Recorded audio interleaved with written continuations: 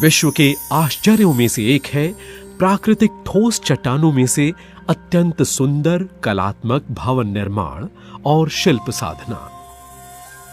मानव द्वारा सृजित प्राकृतिक चट्टानों में दस्तकारी और वास्तुशिल्प के अनुपम उदाहरण महाराष्ट्र में एलोरा की गुफाओं में मिलते हैं।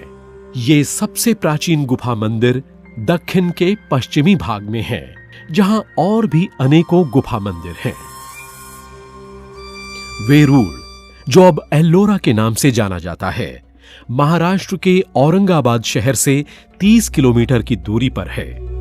इन गुफाओं को चरणांद्री पर्वत श्रृंखला में खुदाई कर लंबवत बसाल्ट चट्टानों से काटकर तराशा गया है। गुफा नंबर 32 के पास ज्वालामुखीय उद्भेदनों के चिन्ह रूप जल मार्ग, जिनसे पिघला द्रव्य निकलता था, हम अब भी देख सकते हैं।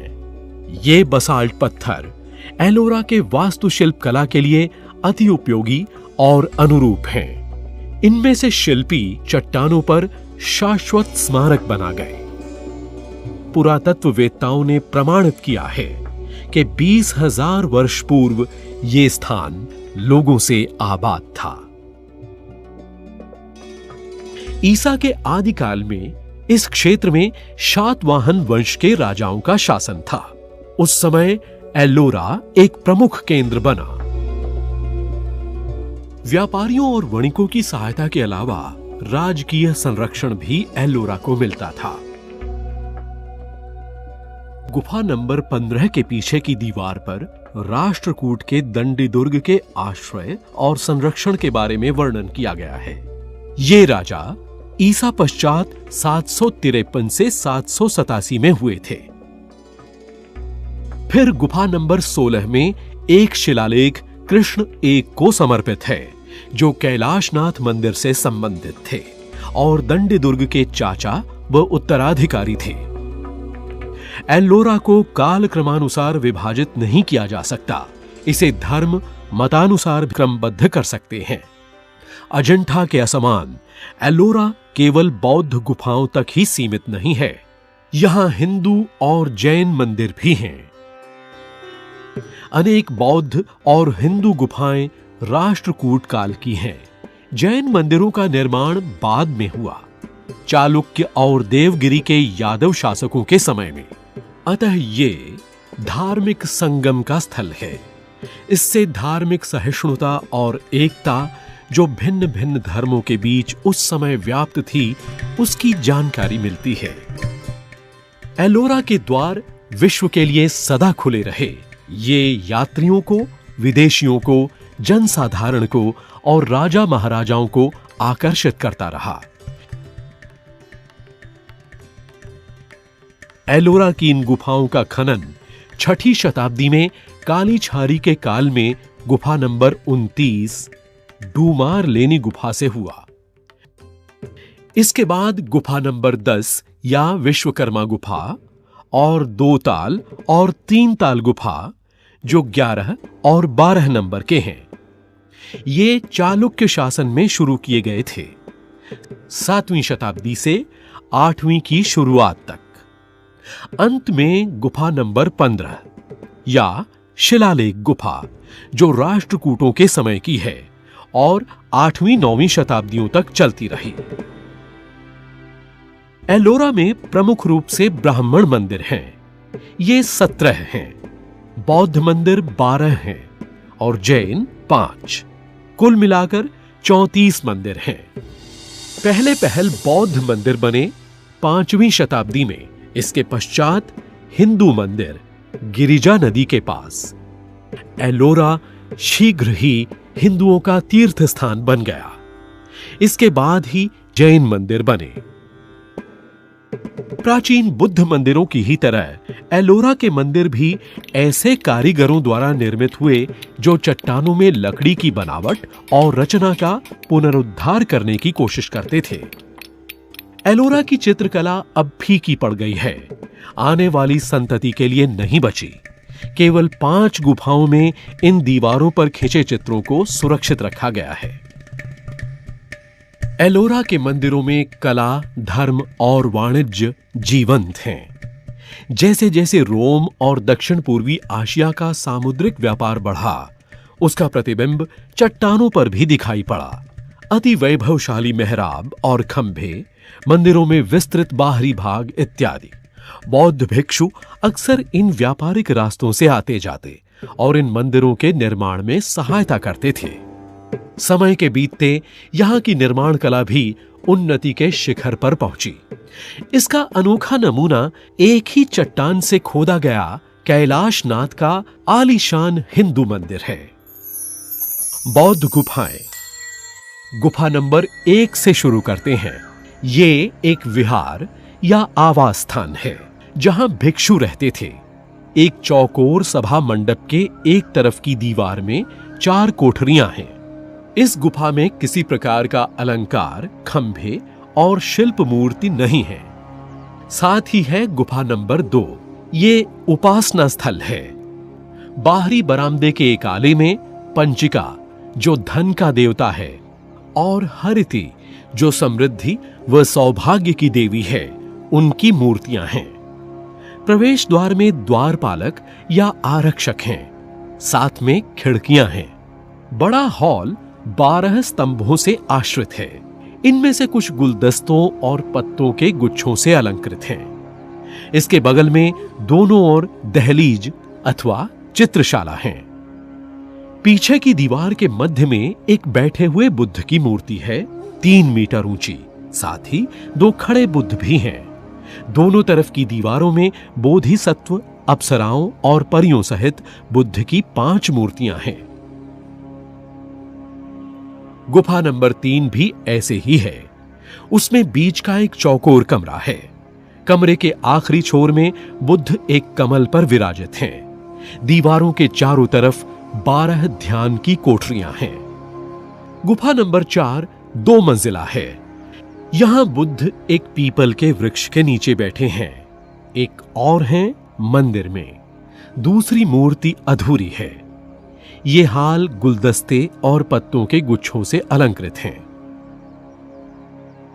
गुफा नंबर 5 कुछ अलग है।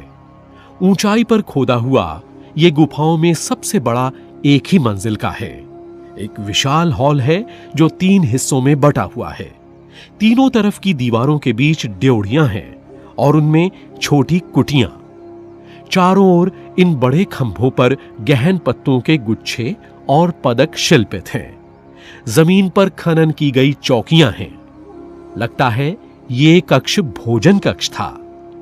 प्रमुख मंदिर के प्रवेश द्वार में बोधिसत्व की अलंकृत मूर्ति है जो साफे और आभूषणों से सुसज्जित है। जमीन पर पद्मासन में बैठे बुद्ध की जगह यहां पर बुद्ध एक आसन पर बैठे हैं। गुफा नंबर 6 में कई अति विशाल मूर्तियां हैं।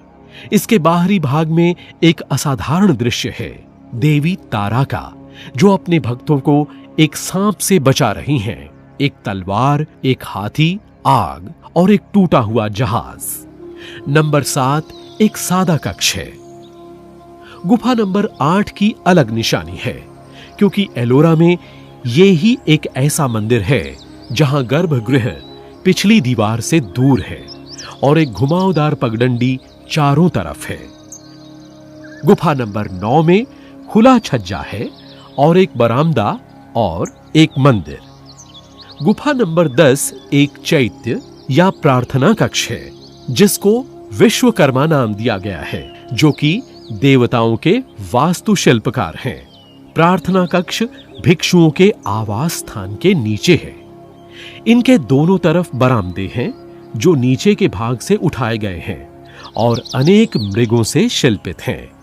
एक विशाल स्तूप है, बुद्ध की बैठी हुई मूर्ति, 7 उड़ते सेवक और बोधिसत्व। बरामदे के साथ कुछ सीढ़ियां हैं जो ऊपर की दहलीज तक जाती हैं। यहां पर चैत्य प्रकार की खिड़कियां, उड़ते देव और बोधिसत्व अपनी सेविकाओं सहित। इसका बाहरी हिस्सा इतना चमकदार है जैसे लकड़ी का बना हो। अब आती हैं 8वीं शताब्दी की गुफाएं।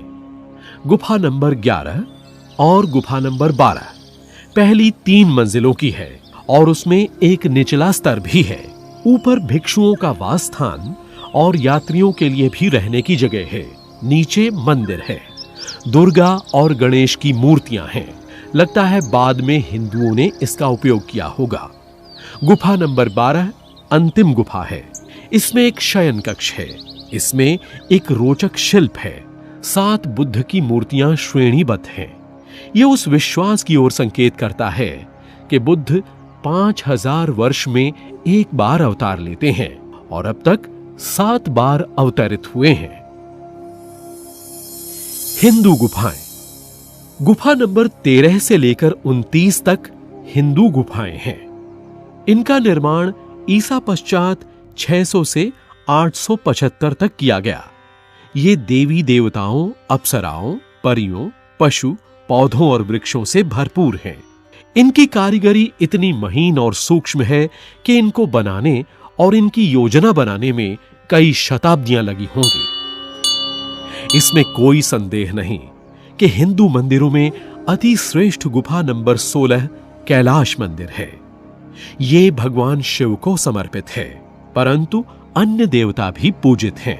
यह विश्व का सबसे विशाल अखंड चट्टान के अवशेषों से काटकर बनाया गया मंदिर है। एक ही चट्टान से खोदकर बनाया गया ये यूनान के पार्थेनॉन से दुगना है। स्तंभ से आश्रित दहलीज है जो 3 मंजिल ऊंची है। विशाल शिल्पित चौखटे हैं, कुटी जिनमें बड़ी बड़ी मूर्तियां हैं। आंगन के अंदर 2 बड़ी रचनाएं हैं। नंदी की मूर्ति जो कि शिव भगवान का बैल है, और शिव का प्रमुख मंदिर जिसके सम्मुख वो है। दोनों ही 7 मीटर ऊंचे हैं। एक पत्थर का पुल है जो नंदी के चबूतरे को मंदिर की ड्योढ़ी से मिलाता है। मंदिर में स्तंभ, अंदर और बाहरी कमरे, धार्मिक परिषदों के कक्ष और अंतर्भाग में अति उन्नत शिवलिंग।